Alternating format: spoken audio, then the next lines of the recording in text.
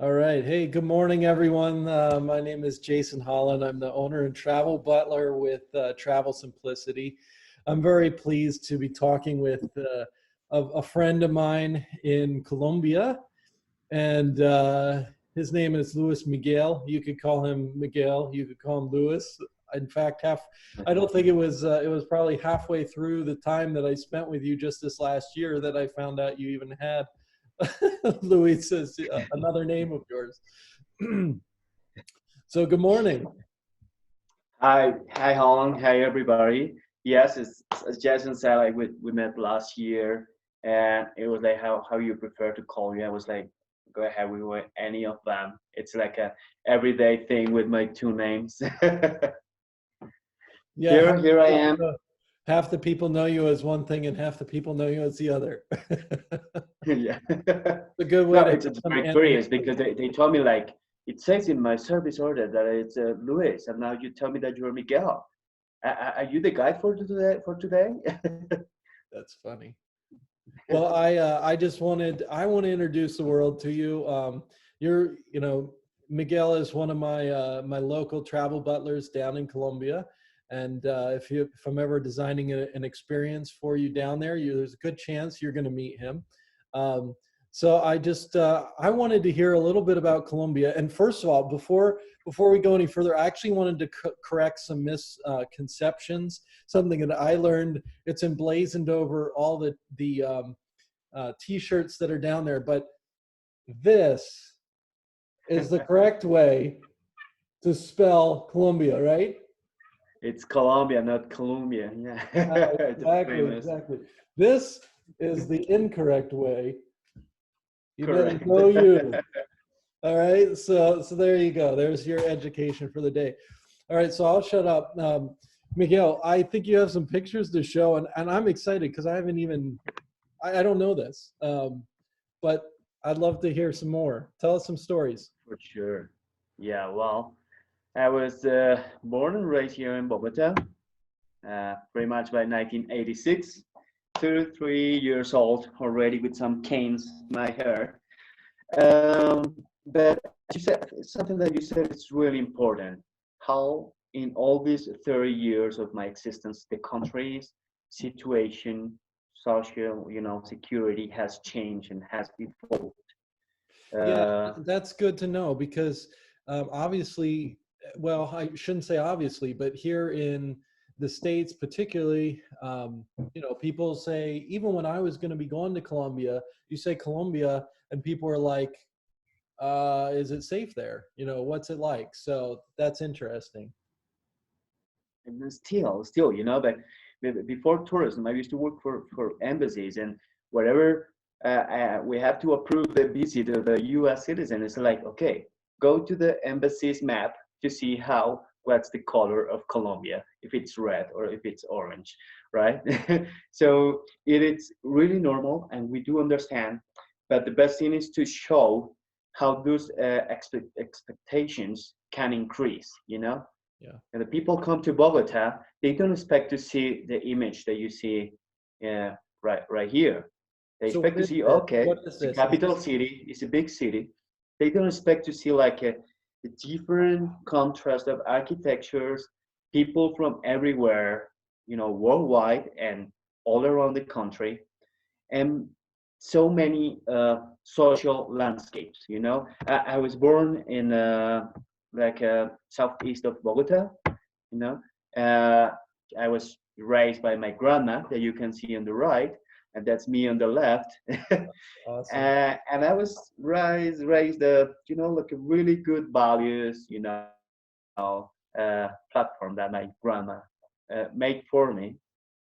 And by the other side, on weekends, my father used to live in a really different neighborhood, Okay. so another social landscape. So I grew up with different realities in my mind, trying to understand how Bogota and Colombia was, you know, Yeah. not the same access to education for everybody, not the same access to health, you know, and the good things that you can get in a, kind of a Whole Foods supermarket, you know. Mhm. So it was really interesting for me to find such a purpose, It was really good for me it's that it was that good that at this moment I'm involved in different social projects involving tourism, sustainable tourism, you know. which is important. It's great. I love the picture of your grandma with the lemons. I'm assuming You that know those, where's that? That is in the backyard of my grandma's house. Bogota's old houses by the southeast okay, and southwest, they sometimes the backyard is even bigger than the house itself. You know, that really? it was really Okay. traditional to have that Mudehar style architecture in which the green area is more important. And even more because my grandmother's generation in Bogota, pretty much they were farmers. You Hmm. know, they were farmers, and my grandma used to be a farmer. So Okay. for her to have an orange tree in her backyard is prestige. You know, it's a privilege.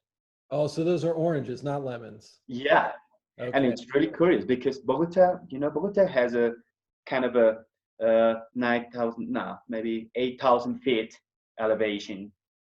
That kind of tree doesn't grow in Bogota's, altitude. But I Okay. don't So know how miraculously that orange could made it in my grandma's backyard. is it still there? It is. It is. I can show a picture. That picture actually was 2 years ago. Okay, so not that long ago. Okay. Yeah. Oh, that's amazing. So the thing is that these persons like my grandma, my grandpa, my uncles, they started to take me traveling all around the country. And I did that like for my whole childhood, for my whole teenage time. And I loved it. I really loved it. This picture is just 1 hour away from Bogota. It's called Chingasa Natural Park. It's beautiful. That ecosystem that you see in the picture is called Paramo, which is similar to a moorland. Okay, Okay. it's an area where the pure water, the fresh water that we drink from the tap in Bogota comes from. That kind of lake that you see in the picture Hmm. give us pure water. So it's amazing how if you drive off Bogota like half an hour any direction, you find a paradise. That's what I really loved when I was there. It was surprising. When I was in Bogota, it's this incredible, beautiful city. It's very sprawling. It's not real tall, but it goes for miles. But then you have that backdrop of the mountains right behind you. I mean, literally, we went up Uh-huh. to the top of the Monserrate, and Correct. you just see all over the city, and you're in the mountains. I mean, it's incredible. In fact, it was so I'd never been that high, and it was a little bit difficult to breathe. We had to take it kind of slow and easy to be able to do that. But wow, how incredible. Yeah. So this is just, you said And this that's is a just great half an thing. hour away. Yeah, that's a great thing. So you start even near Bogota. So we are like placed in one of the five regions of Colombia, and this is the Andean region. You also have Caribbean, you have Pacific region, you have the Middle East plainfields, you have the Amazon region. Yeah. So if you thought that you were high at Montserrat, you have to go to the Caribbean area in which you find peaks, actually the highest peak in the world near the seashore, which is the Simon Bolivar Peak. That's over the 15,000 feet, which, believe it or not, it's only 40 kilometers from this beach. Hmm. So and my point here is when I was traveling a lot, I found a purpose with the maritime culture. People, the fishermen that you see here, Mhm. people that depend and have a strong relation with the sea, something that the Colombians we don't have because we were educated to be more inland people. So I found the purpose to promote, and I created an NGO that promotes that kind of maritime culture in the people in Colombia, and also, of course, as well as for visitors. You can see here, this picture here is actually in a place called Taganga. And Taganga is near Santa Marta, one of the most beautiful cities in the world. It's a place where the Spaniards came here, the first city before the Spaniards came here by the 16th century, 1537. Mm. It's full of history. That's what you can find here. History, the warmth of the people, magic realism, you know. So this is a special place for you, huh? Oh, definitely. This picture was actually in a special day because that day I went visiting one of the indigenous people living just 20 kilometers away from that beach. Hmm. And I was, trying to make my effort to understand their relationship between the human and the sea for the indigenous people, right there for the Kogi, Kogi people. Okay. And this guy, we talked like for 3 hours, and I was like his intern, and it was so special because I was sitting on the ground and he was, like in a more higher position than me, because it's their position in modern times, Yeah. to be like teachers of life, how to do some conservancy of the earth. So I was so excited that day. Like the way that took me to his house, it was like 2 hours and a half. On the way back, I was so happy running, like dancing like a cartoon, like no, no, no. Yeah. It took me like 45 minutes, I think so. I was so happy, like I couldn't believe that I had that beautiful, chat with such a wise person. That's a special opportunity. That's really, really cool. For sure. And the possibility that I had to travel that area. So we were talking how security has improved Hmm. across the years. When Yeah. I was a child, when I was 3, Colombia was living one of the worst moments of terrorism. 1989 was terrible. My Yeah. mother, she tells me that she got me in her arms and I was a baby, and there was just like an alarm, like oh, bomb, and she tells me I run like 2 neighborhoods because she was so scared. At this moment, Hmm. Colombia, of course, still face challenges. I can't say like, you know, try to hide what is going on, and there's still challenges. But it's definitely another country, okay, Well, that I it was in know. the 80s. For Uh, you to have an idea, I think Mexico is living what we lived in the 80s. At this well, and I moment, Colombia, know. you can travel. Well, I know that you guys are. I don't know if it was you or if it was someone else, but they mentioned that even people who, like you said, lived and grew up in Bogota for a number of years couldn't leave the city. I mean, it was dangerous to go into the countryside, whereas now, for the first time in a long time, you guys are actually able to explore your own country. So you can go to the Amazon, you can go to the beach, you can go explore the absolutely amazing natural beauty that Colombia has, because it has become much safer, much more open. Yes, actually, some of the expeditions that I had a schedule before COVID-19 situation, it Yeah. was to one of the ex-former guerrilla area, and that's an area that actually only guerrilla soldiers knew. And at this moment, the guide is an ex-former guerrilla member. We're trying to foster, that it was worth it for them to demobilize and to go and work for tourism because they know the area better than us. And before guerrilla members, they were farmers. They were nice people, at the very low rank of the guerrilla, they were just farmers.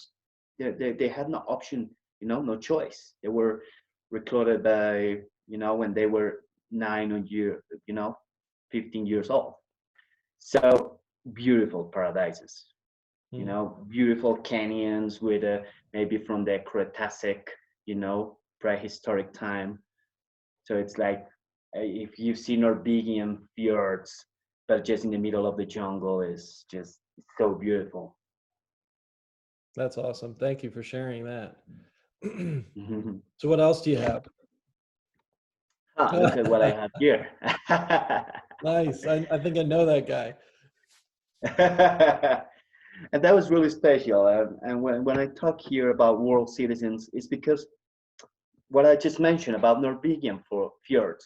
I love traveling around the world, I know several cities of the US, because I like to give like a compare perspective.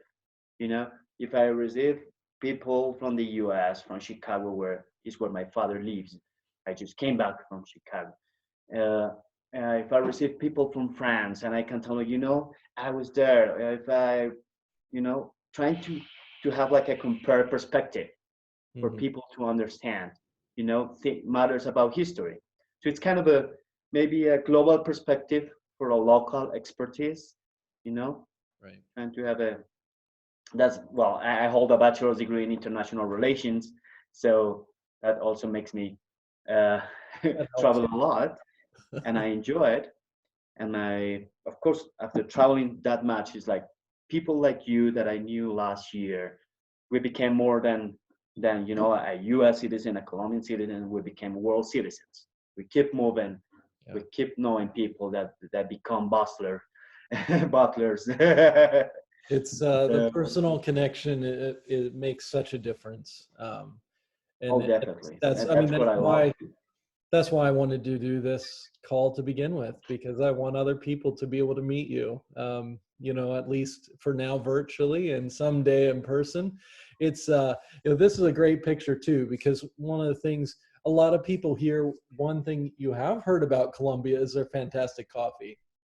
And Uh-huh. so that's what this was. I mean, we had an amazing tasting of coffee, and it was a tasting because I actually paired it with different things.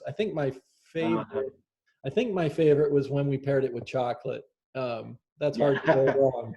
But we paired it with a bunch of different things, and it's a little bit hard to see in this picture, but that's okay. But that thing in the middle under the lady there, that is that called a siphon? Is that right? Yeah, that was the siphon. Yeah. And that's Yeah. a really fascinating way to prepare coffee. In fact, I took a video of that of how it is prepared, and I think that I actually posted that to Facebook a couple months ago. So you have to go back and take a look at that if you Oh, yeah. see how I did it. But that was a fun experience. And that's this coffee culture is a mindset too. We were not prepared to work as collectively as we did with the boom of the coffee in the 20th century. You know, when the coffee came to Colombia by the 19th century, the last decades, it was like, okay, little farms, people growing coffee, no, no, no. But when with this boom and receiving, big orders, tons orders from Germany, from France, from Japan, people they were like, okay, no, I just can produce, I don't know, 700 kilograms. Yeah. I don't. So people start to work with between, cooperative, and that was really important for the mindset of people in the coffee region access to work together. Something that you don't see a lot in South American countries, you know, Hmm. or even in Western world. It's becoming more and more individualist. Right. So it was really special. That I sell. I can show you here. I have some samples of coffee that I sell from near Bogota. Here, show if you want to show us that, you got to stop sharing your screen so we Oh, can see a sorry. big picture of it. This is the green bean. This Okay. is how people export the coffee. At this moment, one of the social projects I went through is precisely with a family from Guaduas. That's like 2 hours away from Bogota. Okay. And I told them, like, your coffee has a great potential. Like the people that works here, they have like an old farm from 100 years ago. So it has all the potential to be visited as well. I was like, let's work together. I think I can help you out. And at this moment, we're selling that coffee in Bogota, exporting it. So That's it's so it's really it's really special. It's so many opportunities at this moment in the country yeah. that, of course, with this COVID situation, what the ministry says, and we've been doing a lot of chats like this between tour guides, between people working in the field. So okay, maybe the first thing that it's gonna be reactivated is gonna be local tourism. Yeah. So how to work together with town halls, with the governors, to create good clusters of tourism, you know, try not to let die that field because we were growing really good, you know. So It's the for the same people thing. not to lose their motivation to keep going for tourism as a source of, you know. No, I think you're right. I mean, here too, I envision, you know, obviously I don't know the future, and none of us can truly predict it, but I have a feeling that people are going to start traveling more locally, you know, in June, July, August. They may not go as far, they may not go as long, but I think they're going to want to get out. They're going to want to do some unique things. And there's lots of things. I don't care where you are, what country you're in, there's lots of amazing things to experience within your own country, within your own area. That, Plenty of opportunities, both culturally, food wise, you know, and you're supporting all of those people that have that as a livelihood. And then I think people are going to probably be more comfortable traveling internationally again, starting towards the end of the year, maybe September, October, November, that kind of thing. So it'll be that's interesting to see. But Miguel, this was a lot of fun. I really appreciate you sharing with us. Really mhm. wonderful seeing these pictures, being reminded of these things, and for all of you that maybe want to consider something different, somewhere you haven't considered before. Colombia is an amazing, amazing country with a huge diversity of experiences. It's a place that that I was pleasantly surprised when I was there. And it was a variety of situations. I mean, you have these cool little colonial towns and villages. You have, again, the Villa rain. de Leyva. Yeah. Excuse me. And I think one of the Don't great, scare me, Jason. Don't scare me. yeah, yeah, you're right. You can't get infected over the computer. um, but I think one of the things that's really great too is that, you know, the time zone difference is so minimal compared to compared to going to another country that's, you know, east or west. So you're going more north and south. So when you go there, like you guys are, I think right now you're just an hour different from us here in the East Coast, right? Yes, exactly. So, Yeah, I mean, if you're in Florida, it's only a 3 hours flight. If you're even in Chicago, it will be up to 6, 7 hours. It's way less than the time that you take to Europe, and you find right. so many beautiful things. Yeah, and so you know, you get on a plane, and in a couple hours, you're in Colombia, and the difference in time is very little. Um, Uh-huh. if you're coming from the East Coast, like I was, you're there, and you actually have less jet lag than you would if you went to California. So very, very cool. Really great country. Again, Miguel, thank you so much. Right, really No, great thank talking you. to Thank you. you.